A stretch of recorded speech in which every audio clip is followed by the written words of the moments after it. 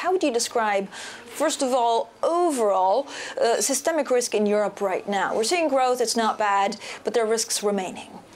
Well, I think that on the economic side, things are okay. I mean, they're not exciting, but they are okay. I think growth is consolidating, and eventually the forecast of the ECB that they will get back maybe 19 to their close to their 2% target, maybe this time. I mean, they've said that many times, and it did not come. Maybe this time will come. So I think that from an economic point of view, things are quite okay. In the US, they are good. I mean, unemployment is at 9, maybe a bit lower. They are getting closer to their 2%. So I think on the economic front, things are moving in the right direction. On the political side, I see a difference between Europe and the United States. Meaning that what we've avoided something that the markets would not have liked in France, and therefore you feel better about the political situation in Europe? I think that, you know, if you have 2 points, you can draw a line. If you have 3 points, you can start running a regression. And now we have 3 points because we have Austria, the old Austria, not the new Austria. You have the Netherlands, you have France, and this shows that this populist anti-euro is a growing threat, but is far from a majority. And I think this is important. And of course, now there is Italy and there is Austria, so we're not out of the wood, but the distribution of events has become much more favorable. Mr. Papadia, do you worry that the European Central Bank, because they're seeing strong fundamentals or stronger fundamentals, will start actually weighing down this QE too soon, and that we have something ugly emerging out of Italy, for example? I don't fear that. I expect that.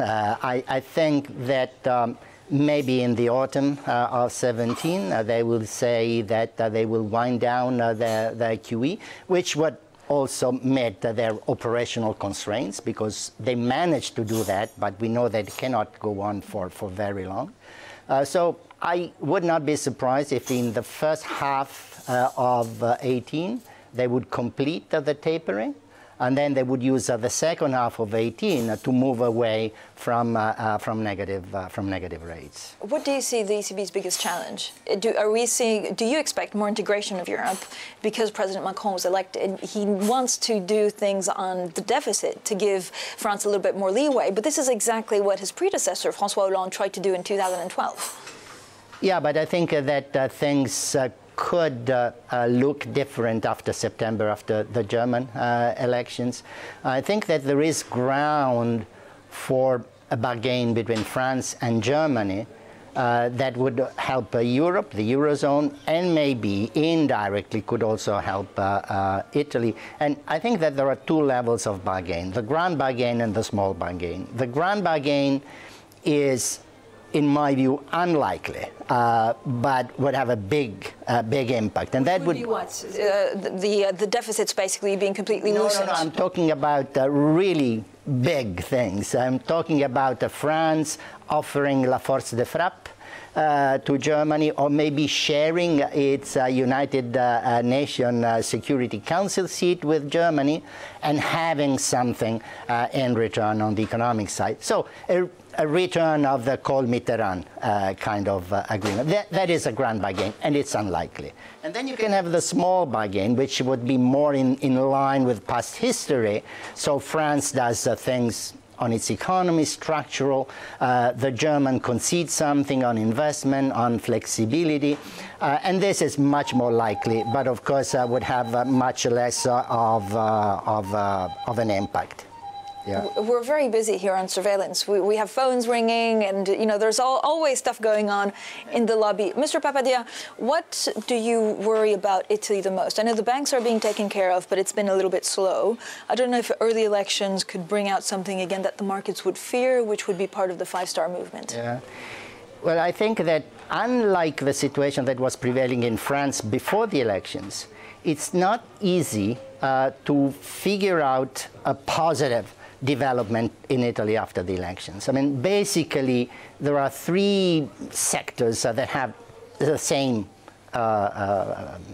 support in the electorate, and it's difficult to see that anything stable and effective will come out of that.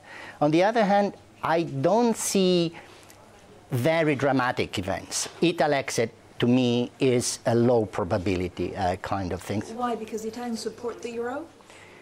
Because when Italy will be confronted with the consequences, something will be done in order to avoid it.